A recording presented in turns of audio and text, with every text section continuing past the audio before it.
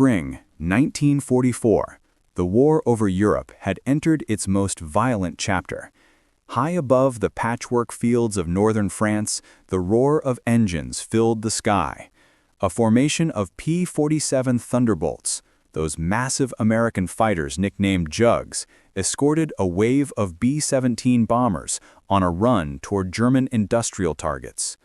They were the guardians of the bombers, their thick armor and brutal firepower shielding the slower giants from enemy attack. Among them flew Lieutenant Robert Bob West, a 22-year-old from Michigan. His squadron had already tangled with Luftwaffe fighters once that morning. Now, somewhere above the French countryside, West found himself alone. His radio was dead, the compass shattered from flak, and his fuel was dangerously low. The others had vanished into the endless blue.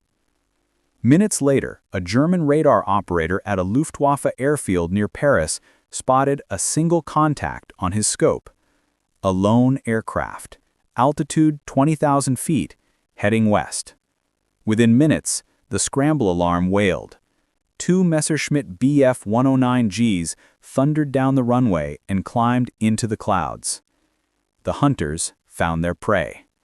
They dove from above, guns blazing, tracers streaking through the air like fiery threads. West fought back, diving and twisting, but his engine sputtered, fuel lines hit. He was too far from the channel, too high to glide. There was no choice. He pulled the canopy lever, wind howled. He bailed out. Below him, his P-47 spiraled down and slammed into a muddy French field, battered, smoking, but remarkably intact. When German soldiers arrived, they were stunned. The machine was enormous, far larger than any fighter they knew. Its thick skin was scarred but not broken. Amerikaner bauen Panzer mit Flügeln, one soldier muttered. Americans build tanks with wings. Berlin was contacted immediately. The order came within an hour. Do not destroy. Transport to Rechlin for evaluation. Destination: Rechlin. Rechlin, the beating heart of German aeronautical science. Hidden deep within Mecklenburg, surrounded by pine forests and secrecy, it was the Luftwaffe's central testing command.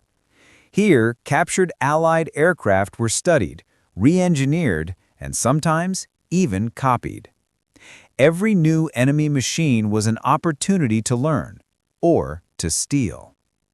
When the train bearing the wrecked Thunderbolt arrived, a small crowd gathered to see it unloaded. Mechanics, engineers, and officers stared in disbelief. The aircraft was monstrous, a brute compared to the elegant German designs. Its fuselage was bulbous, its wings thick, but up close, the details told another story. Rivets perfectly aligned, hydraulic lines neatly arranged, armor plating that could stop a cannon shell. This thing was built to survive anything, a Luftwaffe engineer whispered. The Pratt & Whitney R2800 double wasp engine drew particular attention. An 18-cylinder radial so large that it made the sleek Daimler-Benz DB605 look fragile. And then there was the cockpit. Packed with gauges and levers, many labeled boost, turbo, intercooler. German pilots stared at it as though it came from another planet. Some dismissed it instantly. Too heavy, said one. Too slow, said another. It will never match our 109 or 190. But one man disagreed. Hauptmann Hans-Werner Lerche, Rechlin's lead test pilot, a calm, analytical flyer who had tested everything from the MiG-262 jet to captured Spitfires. He studied the Thunderbolt in silence, then finally said, "If it flies like it looks, we are in for a surprise." The resurrection of a giant. It took almost a month to make the captured P-47 airworthy. German mechanics replaced damaged panels, straightened bent spars, and fitted a new propeller. Spare parts were impossible to find, so they improvised, repairing what they could and fabricating what they couldn't. Fuel posed a new challenge. The Thunderbolt's massive engine demanded high-octane American gasoline, something Germany couldn't produce in quantity. Recklin's technicians experimented with chemical mixtures, even blending small portions of captured Allied fuel to match the octane level. Finally, the day came. The aircraft was rolled out of the hangar, gleaming beneath the morning sun. Its olive-drab camouflage was gone, replaced by Luftwaffe markings, black crosses on the wings, and the test code T9+FK painted along the fuselage. It looked strange, an American warbird wearing German colors. When the mechanics primed the engine and pressed the starter, the airfield trembled.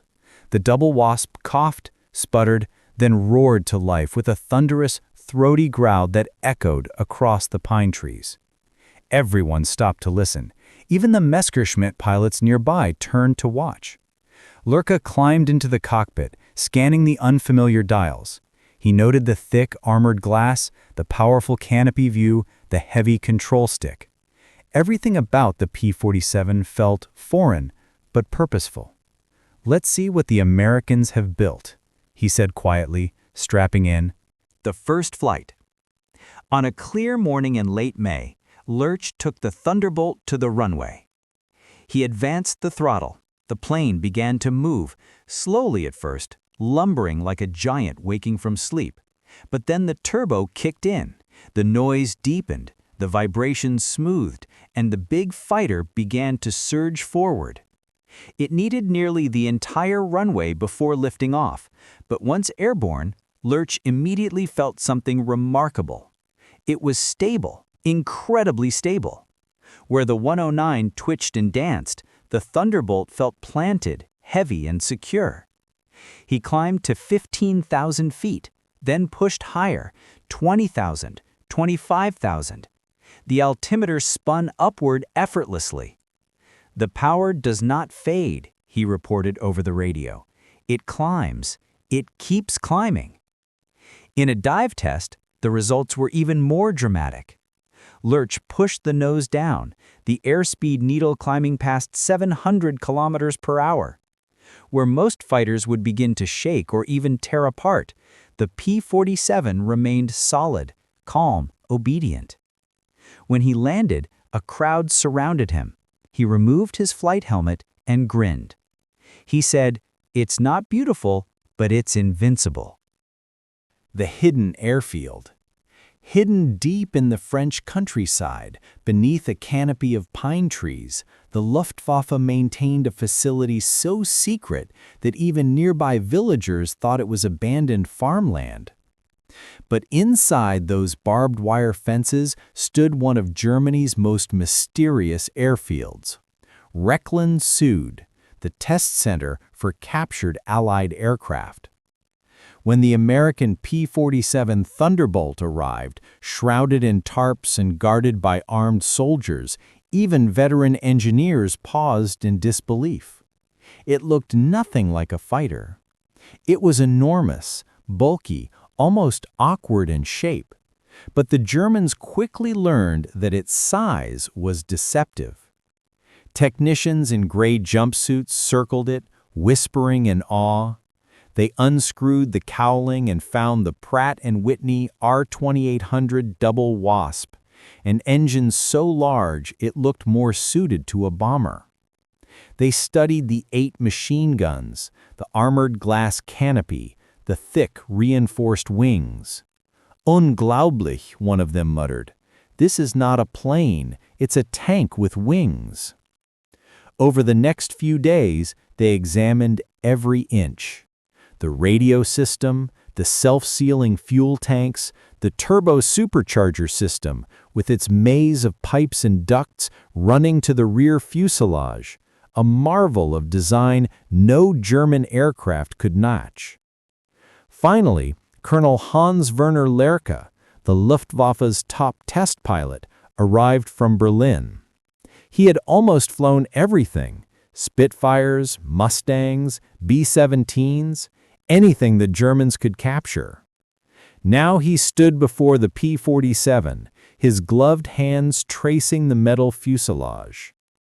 "Let's see," he said quietly, "if this monster can truly fly." The first flight. The morning air hung heavy with fog and the faint smell of fuel. At Recklen-Süd, the secret Luftwaffe testing base, mechanics moved silently around the strange new machine that had arrived days before, the American P-47 Thunderbolt. It sat at the end of the runway like some metallic creature from another world. Its fuselage gleamed under the weak winter sun, its massive propeller blades tipped in yellow. The airmen stared at it in disbelief. It was enormous, nearly twice the weight of a Messerschmitt, yet somehow balanced. Colonel Hans Werner Lurch zipped his flight jacket and climbed into the cockpit. He was one of the few German pilots trusted to fly enemy aircraft, a man known for his precision and calm under pressure. Inside, the Thunderbolt's cockpit felt alien, larger, cleaner, and astonishingly ergonomic. Dials glowed with American lettering. The throttle quadrant was smooth and deliberate. He flicked the ignition. At first came a sputter, a cough, then an explosion of sound. The Pratt & Whitney R2800 Double Wasp roared to life, shaking the ground. Mechanics staggered back as exhaust smoke poured out in thick waves. This wasn't the high-pitched whine of German inline engines. This was a deep, thunderous growl that seemed to roll through the air like artillery fire. Lurch tested the controls, taxied to the edge of the field, and waited for clearance. The Luftwaffe engineers watched from behind a barricade, clipboards in hand. One muttered, "If it even gets off the ground, it'll be a miracle." The throttle went forward, halfway, then full. The P-47 surged ahead, tail lifting almost instantly. Its enormous propeller bit the air, and in seconds it was airborne, climbing steadily into the fog. The ground crew stood frozen as that unmistakable rumble faded upward into the clouds. Inside the cockpit, Lurch felt the vibration ease into a smooth, commanding hum. He tested a turn. Heavy, yes, but solid. The controls didn't fight him, they followed with precision. The altimeter climbed, 10,000 feet, 15,000, 20,000, still climbing. He opened the throttle further. The turbo supercharger whined behind him, feeding pressurized air into the engine. The Thunderbolt surged like a living beast. At 25,000 feet, Lurch radioed down. "Unbelievable. She climbs like a rocket. Stability excellent. Engine power unmatched." Below, officers scribbled every word. When he finally landed, Lurch removed his goggles and simply said, "It's not a fighter, it's a fortress." The dogfight trials. 3 days later, the Luftwaffe wanted proof. Not data, but performance. So they set up a mock combat test, one P-47 flown by Lurch against Germany's finest, a Messerschmitt Bf-109G and a Focke-Wulf 190A. The morning was crisp and bright. 3 aircraft rose from the airfield, climbing over the gray forests of northern France until they reached 20,000 feet. The radio crackled. "Thunderbolt ready. Messerschmitt ready. Focke-Wulf ready. Begin at your mark." Lurch pulled the Thunderbolt into a wide turn. The 2 German fighters dove from opposite sides. The mock fight began. The 109 struck first, sharp, precise, diving with incredible speed. Lurch banked left, pulling back hard, the heavy frame resisting before swinging gracefully into a climb. The German pilot followed and instantly began to fall behind. The Thunderbolt's engine fed by its massive turbo system, maintained full power where the 109's Daimler-Benz engine began to gasp for air. Within seconds, the P-47 was above its pursuer, rolling into a perfect defensive position. Then came the 190, sweeping in from below. Its radial engine screamed as it dove upward. Lersch threw the P-47 into a roll, the wings cutting through sunlight, tracers, blanks, streaking harmlessly by. In the control tower, officers watched through binoculars as the American plane did something none of them expected. It didn't just escape, it counterattacked. It dove, faster than anything they'd seen, and pulled out at a speed that would have torn most fighters apart. When the 190 pilot tried to follow, his plane shook violently and nearly stalled. The German pilots radioed down, half laughing, half shocked. "It's impossible. It just climbs away every time." When they landed, the mock fight results were clear.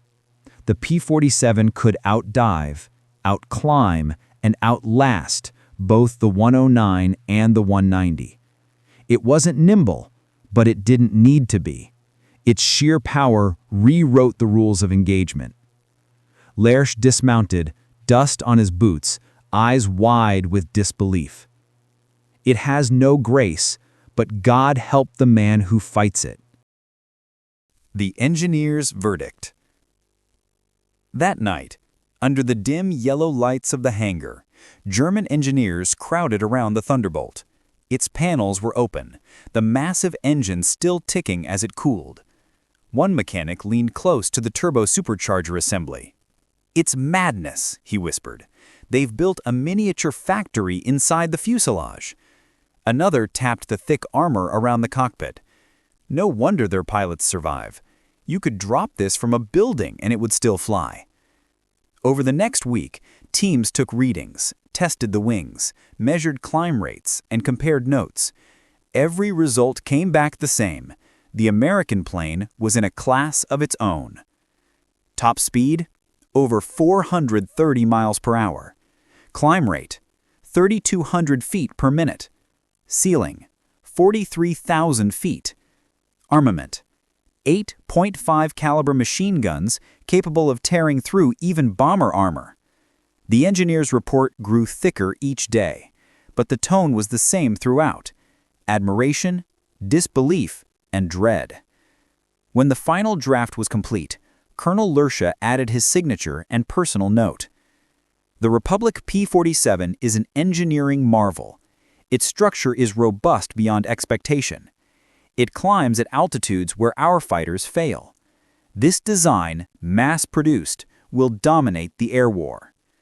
Stamped in red ink at the bottom were two words: Geheim, top secret.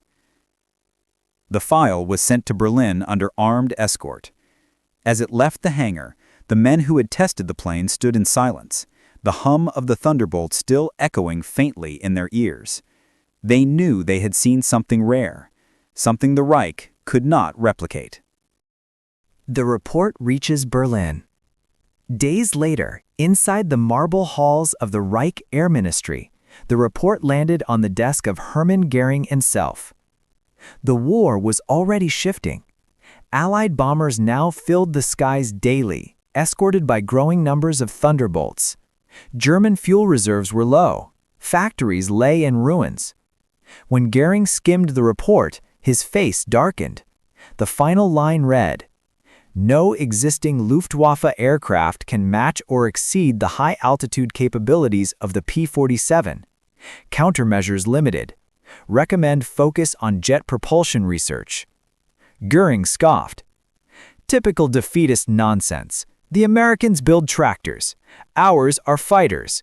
Pilots win wars, not machines." But outside his office, officers read every word carefully. They knew what Göring refused to admit.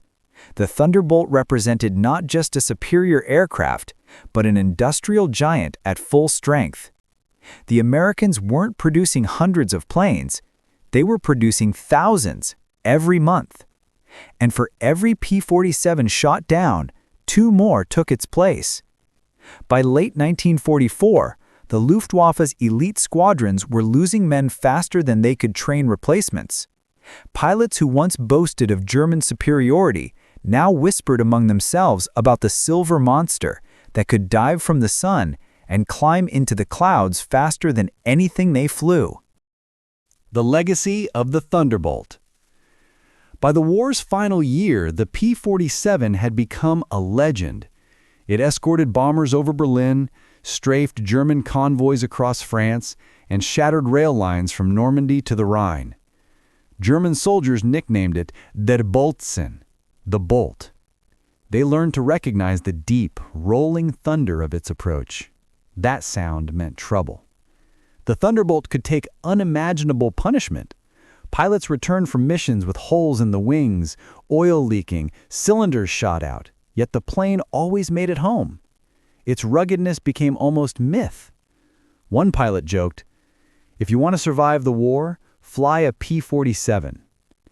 Luftwaffe test pilots, long after the war, spoke of it with reluctant respect. It was heavy, clumsy even, but it had no equal in the climb. You could shoot it, chase it, dive after it. It would still pull away. And they were right. The Thunderbolt wasn't built for elegance. It was built to win through strength, endurance, and power. As Germany fell and the skies filled with Allied aircraft, the lessons of the P-47 became clear. Innovation mattered, yes, but what truly won the war was industry, reliability, and willpower, the ability to build something that simply would not break. When Hans-Werner Lerche saw a P-47 again after the war, this time in Allied markings, parked quietly on a French airstrip, he ran his hand along its metal skin and said softly, "We never stood a chance. This plane, this was the sound of the war ending."